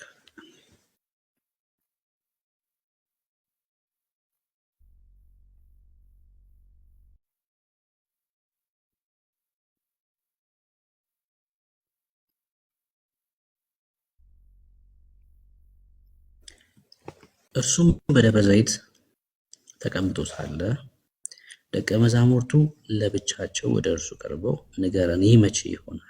የመምጣት የዓለም መጨረሻ ምልክቱ ምንድነው? ብለው ነው ጌታን የጠየቁት። ከዚህ በኋላ የሚናገረው ጌታ ኢየሱስ ክርስቶስ ስለ መምጣቱና ስለ ዓለም መጨረሻ ምልክት ነው። እጅግ በጣም ብዙ ሐሳቦችን ሲያነሳ እንመለከታለን። ለምሳሌ የእስራኤልን ሀገር መሆን፣ እኔ ክርስቶስ ነኝ እያሉ ብዙዎች እንደሚመጡ ስለ ጦርነት ያነሳል። በዋነኝነት ደግሞ በዳንኤል መጽሐፍ የተባለው የጥፋት ርኩሰት በተቀደሰው ስፍራ ላይ ቁሙ ስታዩ አንባቢው ያስተውል የሚል ትልቅ ነገር ጌታ ሲናገር እንመለከታለን። ሰፊ ነው ሐሳቡ፣ በጣም ጥልቀት ያለውን ነገር ያነሳል። ከዛም በተጨማሪ ደግሞ በለሲቷ ስታቆጠቁጥ፣ ዝም ብዬ ስለሆነ እያልኩ ያለሁት ከተሳሳትኩኝ ታርሙኛላችሁ። ጫፏ ሲለሰለስ በጋ እንደቀረበ እወቁ የሚል ቃል ነግሮናል። ያ ማለት የደረቁ አጥንቶች በሕዝቅኤል መጽሐፍ ምዕራፍ 37 ላይ ሲሰበሰቡ አንድ ሲሆኑ ሕዝቅኤል ተመልክቷል። እሱም ጌታ ኢየሱስ ክርስቶስ በለሲቷ ይላል። ጫፏ ሲለሰልስ ቅጠሏም ሲያቆጠቁጥ በጋ እንደቀረበ እወቁ፣ ይህን ያየ ትውልድ አያልፍም ይላል። ምኑን ነው ያየ ትውልድ? እስራኤል ሀገር ስትሆን ያየ ትውልድ ማለት ነው። አንድ ትውልድ ምን ያህል ነው እድሜው? 120 ዓመት ነው። በዘፍጥረት መጽሐፍ ምዕራፍ 6 ላይ እንደምናገኘው የአንድ ሰው እድሜ የአንድ ሰው ትውልድ 120 ዓመት ነው ብሎ ይናገራል። መዝሙር መጽሐፍ ላይ 70-80 የሚለው እድሜ አይደለም፣ ከዛ በኋላ ድካም ነው እሺ የሚለው። የሆነ እግዚአብሔር የሆነ እየቀነሰ አይደለም የሚሄደው። መዝሙር መጽሐፍ ላይ ያለው ያው 70-80 ከዛ በኋላ ድካም ነው የሚለው እንጂ የትውልድ ቁጥር ይሄን ያህል ነው እያለ አይደለም ዳዊት ማለት ነው። ስንት ነው ማለት ነው? 120 ዓመት ነው። ያ ማለት እስራኤል ሀገር ስትሆን የተመለከተ ትውልድ አያልፍም ብሎ ይናገራል። አያልፍም። በዛ ውስጥ የጌታ መምጣት እና የዓለም መጨረሻን እንመለከታለን ማለት ነው። ጌታ ስለ ዓለም መጨረሻ እያብራራ ሂዶ በተለይ ደግሞ በዳንኤል መጽሐፍ ላይ የተነገረውን የጥፋት ርኩሰት አንስቶ በሰባኛው ሱባኤ ላይ ስለሚሆነው ነገር ይናገርና ነው ወደ ማቴዎስ 25 የሚመጣው። ሐሳቡ ሰፊና በጣም ስለተማር ነው በተደጋጋሚ ዝም ብዬ ሮጥ ብዬ ለማንሳት የሞከርኩት። ለምሳሌ ማቴዎስ 24 ላይ ከንጥቀት ጋር ተያይዞ የሚነሳ ናይስ አሮን የተባረከ ትክክል ነው። ዳንኤል 9 ላይ ያለው ክፍል ማለት ነው። ከንጥቀት ጋር ተያይዞ የሚነሳ ክፍል አለ። ማቴዎስ 24 36 37 38 39 አይደል? እንደዛ አይደለም ግን ክፍሉ እሺ፣ አስፈላጊ ከሆነ በደንብ እናነሳዋለን። ምዕራፍ 25 ላይ በዚያን ጊዜ መንግስተ ሰማያት መብራታቸውን ይዘው ሙሽራውን ሊቀበሉ የወጡ 10 ቆነጃጅትን ትመስላለች። ማንን ሊቀበሉ? ሙሽራውን እና ምንድናቸው? ቆነጃጅት ናቸው። አሁን ይሄ ስለማን ነው እያወራ ያለው የሚለው ነው መመለስ ያለበት በዋነኝነት። ስለነማን ነው እየተናገረ ያለው? ስለ ቤተ ክርስቲያን ነው? በጭራሽ አይደለም። በጭራሽ አይደለም። ቤተ ክርስቲያን በብዙ ቁጥር የምትጠራ አይደለችም። ለምሳሌ እዚህ ክፍል ላይ 10 ተብሎ የተጠቀሱ ቆነጃጅቶች ናቸው። 10 ተብሎ የተጠቀሱ ቆነጃጅቶች ናቸው። ቤተ ክርስቲያን በብዙ ቁጥር የተጠራችበት ስፍራ አለ? የለም። ለምሳሌ በኢሳይያስ መጽሐፍ ላይ በትንቢተ ኢሳይያስ መጽሐፍ ላይ ስለ እስራኤል ሕዝብ ሲናገር እንደዚህ ይላል። ስለ ኪዳኑ ሕዝብ ሲናገር ኢሳይያስ መጽሐፍ ምዕራፍ 54 እንደዚህ ይላል። አንቺ ያልወለድሽ መካን ሆይ ዘምሪ፣ አንቺ ያላማጥሽ ሆይ እልል በይና ጩኺ ይላል። አንቺ ያልወለድሽ ተብሎ በነጠላ ቁጥር የተጠራችው ማናት? አንቺ እናንተ ያልወለዳችሁ አይደለም የሚለው ቃሉ። በደንብ አስተውሎ ስናገር አንቺ ያልወለድሽ መካን ሆይ ዘምሪ፣ አንቺ ያላማጥሽ ሆይ እልል በይና ጩኺ ይላል።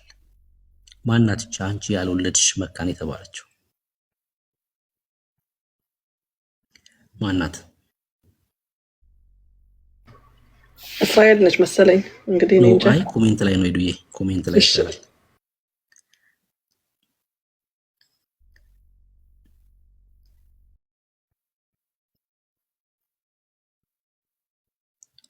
እሺ ኮሜንት ላይ ያላችሁ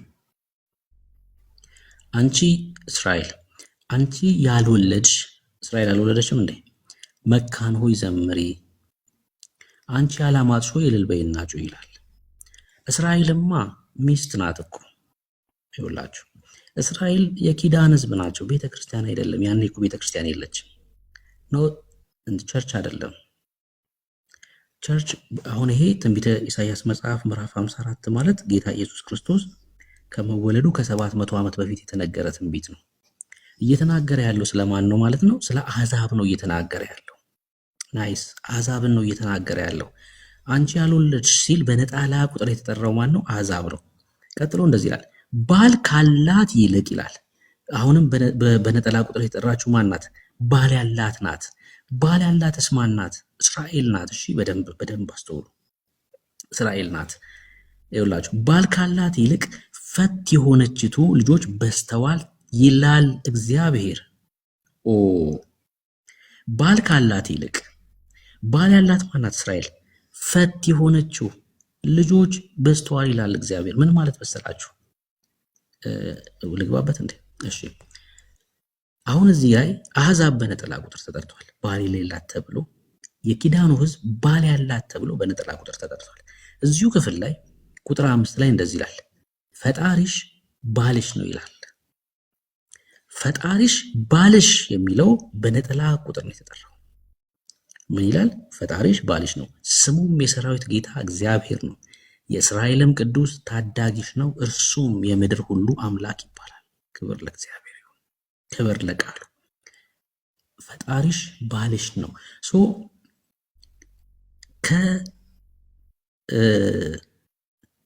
ሙሽሪት ጋር ሲያያዝ በነጠላ ቁጥር ነው የሚጠራው። በነጠላ ቁጥር ነው የሚጠራው። ማቴዎስ ወንጌል መጽሐፍ ምዕራፍ 25 ላይ ግን ቆነጃጅቶች ተብሎ በብዙ ቁጥር ነው የተጠሩት። በብዙ ቁጥር ነው የተጠሩት። እነዚህ በብዙ ቁጥር የተጠሩት ቆነጃጅቶች ቤተ ክርስቲያን ሳይሆኑ በዳንኤል መጽሐፍ ላይ የተባለው የጥፋት ርኩሰት ሲገለጥ ስለሚሆነው ነገር ነው እየነገርን ያለው። በ7ቱ ዓመት ቤተ ክርስቲያን ከተነጠቀች በኋላ ስለሚሆነው ዘመን ነው እየነገርን ያለው። በ7ቱ ዓመት የምጣር መጀመሪያና የያዕቆብ መከራ ኤርምያስ መጽሐፍ ምዕራፍ 30 ቁጥር 7 ላይ የያዕቆብ መከራ እና ጌታ የነገረን 3 ዓመት ተኩል የምጣር መጀመሪያ ወይ ደግሞ ራእይ 12 ማለት ነው። ያቺ ሴቲቱ 42 ወር የተባለው ማለት ነው። 3 ዓመት ተኩል የምጣር መጀመሪያ እና የያዕቆብ መከራ በዚህ ሰዓት ስለሚሆነው ነው። አንድ ነገር ላሳያችሁ። ጌታ ኢየሱስ ክርስቶስ በማቴዎስ ወንጌል መጽሐፍ ላይ እስከ መጨረሻ የሚጸና ይድናል የሚል ቃል ተናግሯል። አያችሁ፣ በመከራ ውስጥ ናይስ ዘትሩስ ወዮ ያ ቀን ታላቅ ነውና እርሱንም የሚመስል የለምና። ያ ምን ይላል? የያዕቆብ መከራ ዘመን ነው። የያዕቆብ የመከራ ዘመን እሱ ማለት በሰባኛው ሱባኤ የሚፈጸም ማለት ነው። ወይ ደግሞ ዳንኤል መጽሐፍ ምዕራፍ 7 ሊትል ሆርን በሚገለጥበት አንቲክራይስት ማለት ነው። ዳንኤል መጽሐፍ ምዕራፍ 8 አንቲክራይስት ሳይሆን አንቲያውከስ ኤፒፋኔስ ነው። ሌላ በፊት ተማምረነዋል። ዳንኤል 8 ላይ ከፍየል ከሚመስለው ጭንቅላት ላይ የወጣ አንድ ቀንድ ነበር። እሱ አሌክሳንደር ግሬት አሌክሳንደር ነው የግሪኩ መሪ። እሱ ቀንድ ከተሰበረ በኋላ እዛው የፍየሉ ቀንድ ላይ 4 ቀንዶች በቀሉ። ዘን እነዚህ 4 ቀንዶች 4 ጀነራሎች ናቸው። ግሪክን ይመሩ የነበሩት እነ ሴሉከስ ማለት ናቸው፣ እነ ካስማከስ ናቸው። ከ4ቱ ቀንድ ላይ አንድ ትንሽዬ ቀንድ በቀለ። እሱ ሊትል ሆርን የተባለው አንቲዮከስ ኤፒፋኔስ ነው። ያ ማለት ከክርስቶስ ልደት ከ170 ዓመተ ምህረት በፊት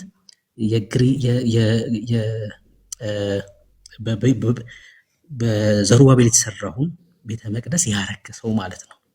አሳማ ያረደበት ዚየስ የተባለ ጣዖት አቁሞ ያሰገደበት እነ ማቴቴያሁ ሊቀ ካህን በነበረበት ዘመን ያ ማለት እነ መቃቢስ የይሁዳ ልጆች ይሁዳ ማለት ነው። መቃቢስ ማለት መዶሻ ማለት ነው።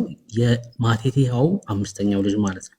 ጫካ ገብቶ የተዋጉበት ዘመን ነው። ዳንኤል 8 ላይ ያለው ሊትል ሆርን። ዳንኤል 7 ላይ ያለው ግን አንቲዮከስ ኤፒፋኔስ ነው። ለምሳሌ ጌታ ኢየሱስ ክርስቶስ በዮሐንስ ወንጌል መጽሐፍ ምዕራፍ 10 ቁጥር 22 ላይ የቤተ መቅደስ መታደስ በዓል ሆነ ይላል አይደል? እሱ ማለት ሃኑካ ማለት ነው። ሃኑካ ማለት ነው። የቤተ መቅደስ መታደስ በዓል የሆነው ለምንድን ነው? ቤተ መቅደሱን አንቲዮከስ ኤፒፋኔስ አርክሶት ስለነበረ ማለት ነው። ለ2300 ቀንና ሌሊት ነበር ያረከሰው። ከዛ ድል አድርገውት ካባረሩት በኋላ ግን ቤተ መቅደሱ ታደሰ። ሰው ጌታ እሱን ምን ብሎናል? በዮሐንስ 10:22 ላይ የቤተ መቅደስ መታደስ በዓል እሱ ተፈጽሟል። ዳንኤል 8 ዳንኤል 7 ላይ ግን አንቲክራይስት ይመጣል። ከምታስፈራው አውሬው ላይ የወጡት 11 ቀንዶች፣ ከዛ 3ቱ ቀንድ ተሰብሮ ከ8 ቀንዶች ቀሩ። ከ8ኛው ቀንድ ላይ ከአንዱ ማለት ነው ትንሽዬ ቀንድ በቀለ። እሱ አንቲክራይስት ነው፣ በዳንኤል 9 ላይ የተገለጸው ማለት ነው። ወይ ደግሞ ሞት የተባለው ከብዙዎች ጋር ኪዳን ያደርጋል የተባለው ማለት ነው። በዛ ጊዜ ስለሚሆነው ነገር ነው። ታዲያ ጌታ ምን አለን? እስከ መጨረሻ የሚጸና ይድናል አለ። ለምን? መከራ ስላለ። አሁን እናንተ ጸንታችሁ ነው የምትድኑት? ስለ ዳናችሁ ነው የምትጸኑት? የምናገረውን ነገር አስተውላችኋል? ስለ ዳናችሁ ነው የምትጸኑት በድነት ውስጥ ወይስ ጸንታችሁ ነው የምትድኑት? ጸንታችሁ ነው የምትድኑት ወይስ ድናችሁ ነው የምትጸኑት? ስለ ዳናችሁ ነው እየጸናችሁ ያላችሁት?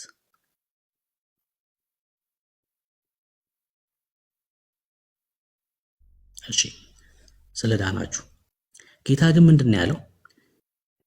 እስከ መጨረሻ የሚጸና ይድናል አለ በማቴዎስ ወንጌል 24 ላይ። ለምን? የመከራ ዘመን ስለሆነ እስከ መጨረሻው የሚጸና ነው የሚድነው። ለዛ ነው የሚከፍላቸው ለሁለት። አያችሁ፣ 5 ሰነፍ 5 ብርቱ ተብሎ የሚከፈሉት ለምን? እስከ መጨረሻ ሲጸኑ ነው። መጽናት አለባቸው በዛ መከራ ውስጥ ለመዳን ማለት ነው። እኛስ ኦሬዲ ድነናል በክርስቶስ ኢየሱስ እና በዚህ ድነት ውስጥ እንጸናለን፣ በእምነት እንጸናለን። ሁለቱ ልዩነት አላቸው በደንብ ማለት ነው። ማቴዎስ ወንጌል መጽሐፍ ምዕራፍ 25 በሰባኛው ሱባኤ ስለሚፈጸመው ነገር እንጂ ስለ ቤተ ክርስቲያን አይደለም። ቤተ ክርስቲያንማ ነጠላ ቁጥር ናት። ራዕይ መጽሐፍ ምዕራፍ 22 ክብር ለኢየሱስ ይሁን። ቁጥር 17 መንፈሱና ሙሽራይቱም፣ ሙሽራዎቹ አይደለም የሚለው ሙሽራይቱ ና ይላሉ። የሚሰማም ና ይበል፣ የተጠማም ይምጣ፣ የወደደውንም የሕይወት ውሃ እንዲያው ይውሰድ። ሙሽራይቱ ምን ትላለች? እና ከመንፈሱ ጋር ከቅዱሱ መንፈስ ጋር። ማቴዎስ 25 በሰባቱ ዓመት ስለሚፈጸመው ነገር የሚያወራ ነው። የመጨረሻ ረዥም ሰዓት ነው ያስኩት። ቅዱስ ጳውሎስ ቅድም ያነበብኩትን ኢሳይያስ መጽሐፍ ምዕራፍ 54ን እንዴት እንዳብራራው ላሳያችሁና ልጨርስ። ይሄን ባለ ይቆጨኛል። በገላትያ መልእክቱ ላይ ቅዱስ ጳውሎስ በምዕራፍ 4 ቁጥር 21 ላይ እናንተ ከሕግ በታች ልትኖሩ የምትወዱ ሕግን አትሰሙምን? እስኪ ንገሩኝ አለ ጳውሎስ። ከዛስ አንደኛው ወይ ደግሞ አንዱ ከባሪያይቱ ከአጋር አንዱም ከጨዋይቱ የሆኑ 2 ልጆች ለአብርሃም እንደነበሩ ተጽፏል። ከአጋር እስማኤል፣ ከሳራ ይስሐቅ።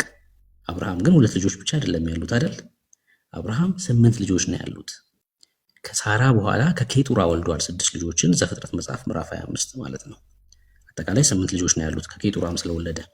እዚህ ጋር ግን ለንጽጽር የመጡት ባሪያ የሆነችው አጋር እና እናታችን የሆነችው ሳራ። ነገር ግን ይኸውላችሁ የባሪያይቱ ልጅ እንደ ስጋ ተወልዷል፣ የጨዋይቱ ግን በተስፋ ቃል ተወልዷል። የእናታችን ሳራ ይስሐቅ ማለት ነው። ይህ ነገር ምሳሌ ነው። ሁለቱ ሴቶች እነዚህ ሴቶች እንደ ሁለቱ ኪዳናት ናቸው። የብሉይን ኪዳንና አዲሱን ኪዳን ይወክላሉ ማለት ነው። ከደብረ ሲና የሆነችው አንዲቱ ለባርነት ልጆችን ትወልዳለች፣ እርሷም አጋር ናት። ደብረ ሲና ማለት ከግብፅ እንደወጡ ወደ እስራኤል ከመግባታቸው በፊት እዛ ሲና በረሃ ላይ ሕጉን የተቀበሉበት ስፍራ ማለት ነው። ሙሴ ሕጉን የተቀበለበት ቦታ። የሳራ የአጋር ልጆች አላችሁ እዚህ ውስጥ ከሕግ በታች የምትኖሩ በባርነት ውስጥ ናቸው ያላችሁት። እግዚአብሔር ቃሉን እንደዚህ ብሎ እኮ ነው በግልጽ እየነገረን ያለው። ከሕግ በታች ሊኖር የሚወድ ሰው ካለ እሱ የአጋር ልጅ ነው። እሺ የአጋር ልጅ ነው። የብሉይ ኪዳንን ነው የሚወክለው፣ የቀደሙን ኪዳን ነው የሚወክለው። ሰው ከሕግ በታች ነው ያለው ማለት ነው። ከሕግ በታች ደግሞ ያለ እንደማይወርስ ላሳያችሁ። ባሪያ አይወርስም። እሺ ልጅ ነው የሚወርሰው፣ ባሪያ በጭራሽ አይወርስም። እሺ ይህችም አጋር በአረብ ምድር ያለችውን ደብረ ሲና ናት። አሁንም ያለችውን ኢየሩሳሌም ኢየሱስ ክርስቶስ እርሱ መሲሁ ነው ብለው ያልተቀበሉትን ማለት ነው ትመስላለች። ከልጆቿ ጋር በባርነት ናትና መቀበል ስላልቻሉ፣ ወደ ህይወት መምጣት ስላልቻሉ፣ ኢየሱስ መሲሁ ነው ብለው መቀበል ማመን ስላልቻሉ ማለት ነው።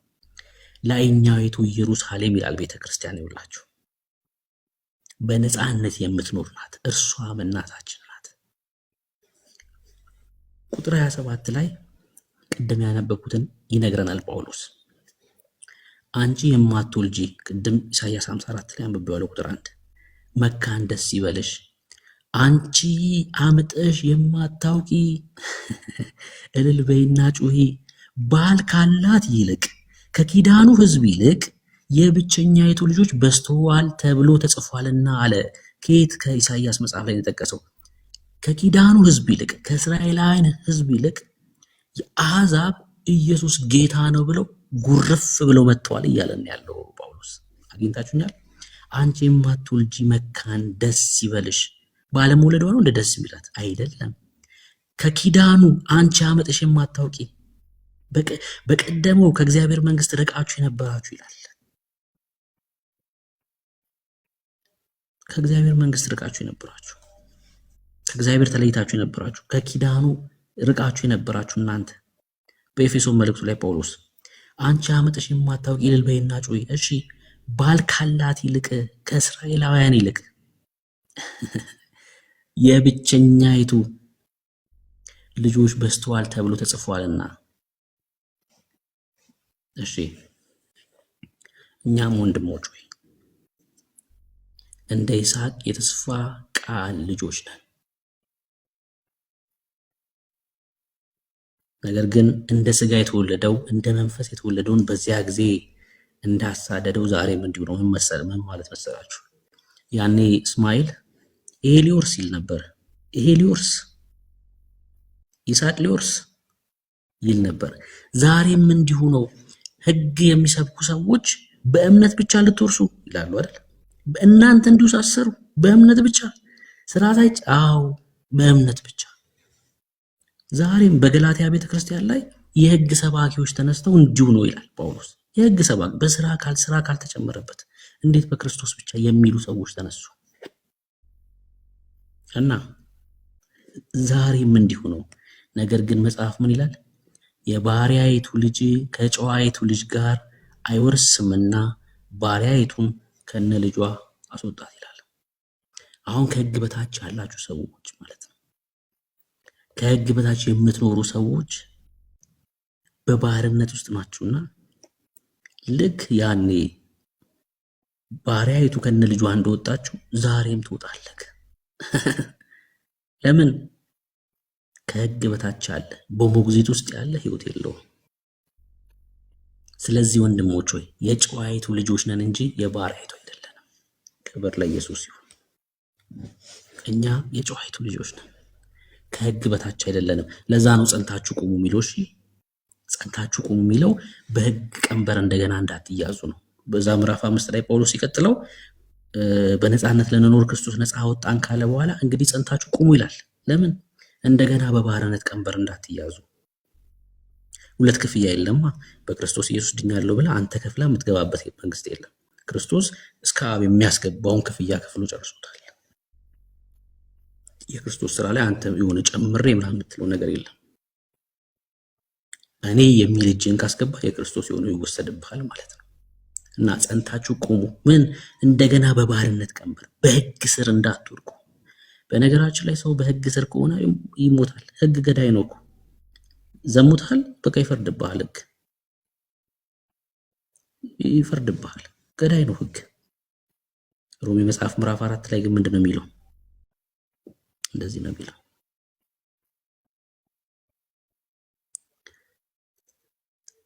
አመጻቸው የተሰረየላቸው ኃጢአታቸው የተከደነላቸው ብፁዓን ናቸው። ጌታ ኃጢአቱን የማይቆጥርበት ሰው ብፁዕ ነው ይላል።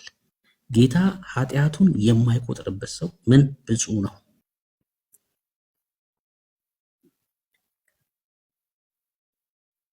ምን ማለት ነው? ምን ማለት ነው? ጸጋ ኃጢአትን የሚቆጥር አይደለም። ኃጢአትን አይደለም የሚቆጥረው። ነፃ የሆነ ስጦታ አይደለ? ህግ ቢሆንስ ይገልሃል፣ አድርገሃል፣ በቃ ይፈርድብሃል፣ ይቀጣሃል። ክብር ለኢየሱስ ይሁን። እኛ ከህግ በታች አይደለንም፣ ከህግ በላይ ነን። ለዛ ነው ጌታ ታስታውሳላችሁ በማቴዎስ ወንጌል መጽሐፍ ምዕራፍ 19 ላይ ለመዳን ምን ላድርግ ብሎ ጌታ ሲጠይቀው ህግ ፈጽም ነው ያለው። ለምን? ጌታ ኢየሱስ ክርስቶስ ከህግ በታች ስለነበር። ህግ ፈጽም፣ አትስረቅ፣ አታመንዝር፣ ብላ ብላ ብላ ብላ ብላ ብላ፣ እነዚህ ፈጽም። ለምን? ጌታም ከህግ በታች ነበር። ጌታ ቀና ብሎ ሲመለከት ህግን ነው የሚያየው።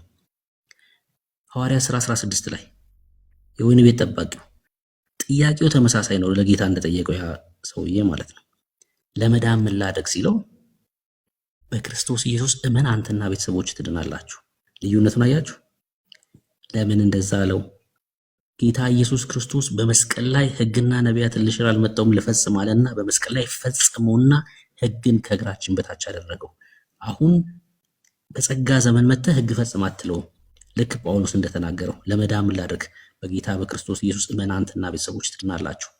ሮሜ 10:4 ላይ የሚያምን ሁሉ ይጸድቅ ዘንድ ክርስቶስ የህግ ፍጻሜ ነው። ህግ ላይ ቆመና ጌታ ጸጋ ከላይ ሆነ።